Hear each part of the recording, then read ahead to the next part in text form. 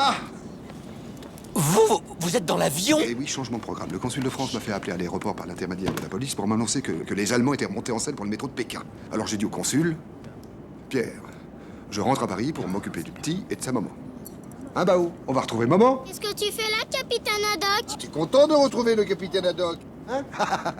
Nous allons déguster notre poulet haricot et après nous irons vous rejoindre. Où êtes-vous? En première, justement, j'avais une place vide à côté de moi, alors je vous ai commandé à dîner. Vous allez voir, notre menu n'est pas mal non plus. J'en suis convaincu, mais ça n'est pas possible, ça me gêne, je ne peux pas laisser les enfants. Emmenez plutôt votre fils. Non, non, s'il vous plaît, venez par ici. Venez par ici. Non, je ne veux pas faire deux poids, deux mesures par rapport au nouveau copain de Bao. Vous êtes le papa de Bao, vous pouvez lui payer un super Non, repas non. sans que personne n'ait à moufter. C'est un principe d'éducation. Hein, je le fais pour mon fils. Et puis, j'ai payé un billet de première, je vais quand même pas le foutre aux chiottes. Vous me mettez dans une situation très embarrassante. Écoutez, je vous demande ça comme un service. Je dois vous avouer la vérité. J'ai les chocottes en avion. Les chocottes. Les chocottes. Évidemment, si c'est pour vous soutenir, enfin pour rendre service, le problème est différent. Les enfants, je vais aller manger un petit morceau avec Monsieur Ciccolini à l'avant. En première? Oh putain, il y en a qui ont du pot, hein. Jérôme, je te demande pas ton avis. Je préférais que tu t'occupes de tes petits camarades. On te confie le petit Bao. Ok, padré. Tout roule. Ah tiens, j'emmène votre serviette, je l'emmène là-bas. C'est inutile, je reviens ici. Mais non, on ne sait jamais si vous avez besoin de mouchoirs ou de papier. S'il y a le moindre problème, tu appelles l'hôtesse, elle viendra me chercher. Ok, padré. Bonne bouffe, hein.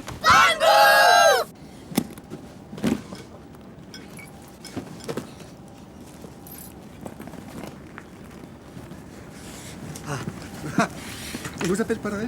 Oui, ce n'est pas ce que je préfère, mais c'est un brave garçon, ce Jérôme. Un peu rugueux, mais au fond, responsable. Tu clopes?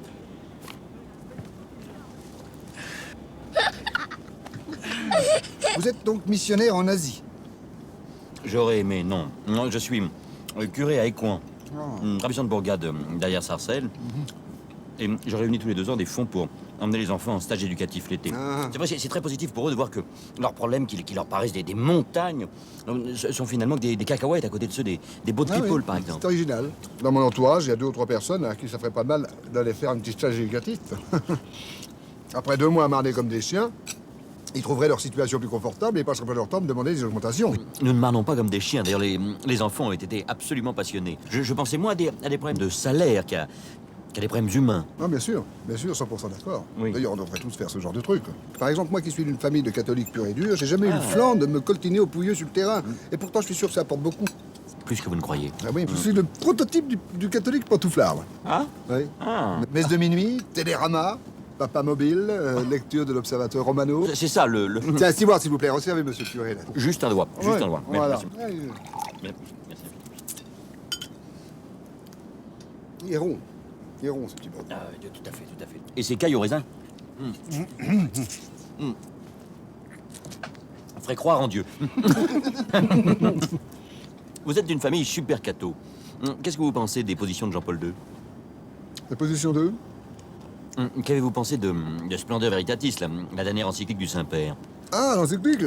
Oui. Oh, mais je trouve que c'est une encyclique qui est formidable. Vous ne faites donc pas partie de ceux qui pensent qu'elle est légèrement à contre-courant des mœurs actuelles.